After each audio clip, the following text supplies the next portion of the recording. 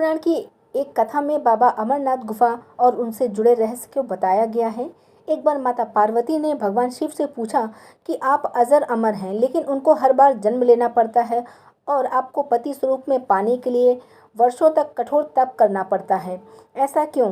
आपको प्राप्त करने के लिए इतनी कठिन परीक्षा क्यों देनी पड़ती है? आपके अमर होने का क्या रहस्य है? भगवान शिव अमृत के रहस्य को बताना नहीं चाहते थे, लेकिन माता पार्वती के हट के कारण वो इसके लिए तैयार हुए। उन्होंने अमृत तत्व रहस्य को सिर्फ माता पार्वती को बताना चाहते थे।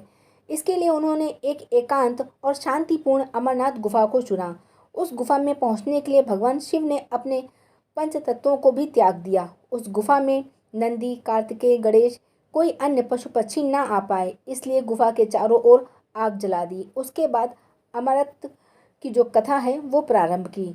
महादेव कथा सुनाने लगे और माता पार्वती उसी दौरान सो गईं। यह बात भगवान शिव को पता नहीं चली। उस कथा को दो कबूतर सुन रहे थे और वो हुंकार भर रहे थे। भगवान भोलेनाथ को लगा कि माता पार्वती वह कथा सुन रही हैं। जब कथा समाप्त हो गई तो भगवान भोलेनाथ ने देखा कि माता पार्वती तो सो रही हैं। फिर उनके मन में प्रश्न उठा कि कथा किसने सुनी। उन्होंने नज़र दौड़ाई तो देखा वहाँ दो कबूतर मौजूद हैं।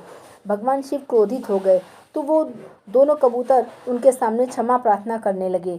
दोनों ने कहा कि महादेव, हमने यह कथा सुनी है। यदि आप हमें मार देंगे तो यह कथा असत्य हो जाएगी। आप हमारा मार्गदर्शन करें।